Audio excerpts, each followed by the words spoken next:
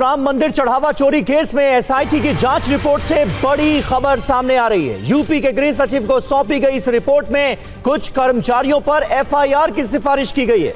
Report में निगरानी इंतजाम और चढ़ावे की गिनती के तरीके पर सवाल उठाए गए हैं। निगरानी इंतजाम से जुड़े पदाधिकारियों की भूमिका को लेकर भी सवाल खड़े किए गए हैं एसआईटी रिपोर्ट में। और सबसे अहम बात यह है कि इस रिपोर्ट में कुछ कर्मचारियों के खिलाफ एफआईआर की सिफारिश की गई है। अभी तक इस मामले में कोई एफआईआर दर्ज नहीं की गई है। एसआईटी पूरे मामले की जांच कर रही थी और अब एसआईटी ने अपनी रिपोर्ट सौंपी है गृह सचिव को। दान राशि की गणना और निगरानी पर इस रिपोर्ट में गंभीर सवाल उठाए गए हैं, लेकिन साथ ही साथ एसआईटी यह सिफारिश कर रही है कि कुछ कर्मचारियों के खिलाफ एफआईआर दर्ज की जानी चाहिए। गृह सचिव को यह रिपोर्ट सौंपी गई है। राम मंदिर चढ़ावा चोरी का यह पूरा का पूरा मामला जो कि बड़ा रूप लेता हुआ नजर आ रहा है। एसआईटी की रिपोर्ट में और क्या है ये डिटेल्स हम आप तक जल्दी पहुंचाएंगे, लेकिन फिलहाल एक बड़ी जानकारी यह निकलकर सामने आ रही है कि एसआईटी रिपोर्ट में भी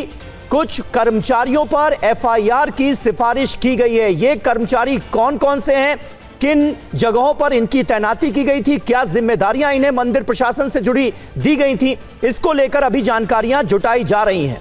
लेकिन पता यह चला है कि गणना कर्मियों के चयन और नियुक्ति में भी गड़बड़ी हुई है, यानी बड़े पैमाने पर गड़बड़ी और गबन का यह पूरा का पूरा मामला नजर आ रहा है।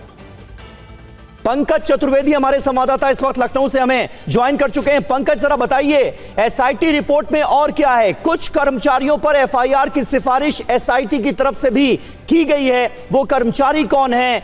कितने जिम्मेदार लोगों पर एक्शन की बात कह रही है एसआईटी? देखिए, शुरुआती जांच में कई सारी चीज़ें निकल के आई है। फिलहाल उसको उत्तर प्रदेश के जो प्रमुख सचिव गृह है उनको रिपोर्ट सौंप दी गई है, लेकिन कई तथ्यों का अवलोकन करने के बाद, पूछताछ करने के बाद, सीसीटीवी फुटेज जो 45 दिन के थे उन सब की जांच करने के बाद टीम ने जो कर्मचारी हैं जिनके ऊपर गणना का कार्य था, हेराफेरी के आरोप है, पूछताछ में निकली, कई जगह से पैसे बरामद होने की खबर भी सामने आई थी, उस पर की भी जाँच की गई। अब उन गणना कर्मियों या उनसे जो जुड़े लोग है उन पे एफआईआर की बात सामने आ रही कि एफआईआर कराने की एसआईटी ने अपनी सुझाव दिए हैं। अब सरकार को निर्णय लेना है, शासन को निर्णय लेना है क्या करते हैं। इसके साथ साथ जो ट्रस्ट था वो पूरी तरीके से प्रबंधकीय व्यवस्था करने में असफल था, यानी जो जिम्मेदारी दी गई थी उसका निर्वहन नहीं किया गया। इसकी वजह से एक तरीके से अव्यवस्था फैली।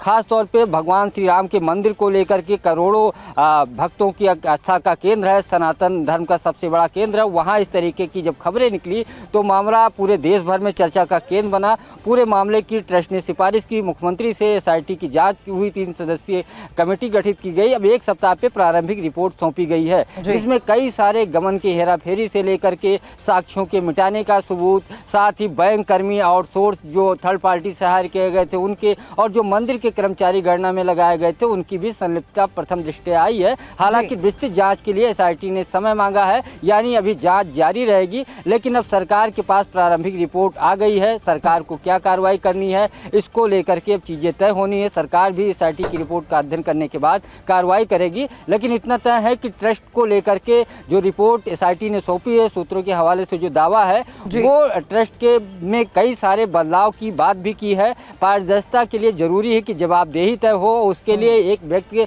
प्रशासनिक अधिकारी की नियुक्ति की बात भी सामने आ रही है, जिससे उसको जिम्मेदार माना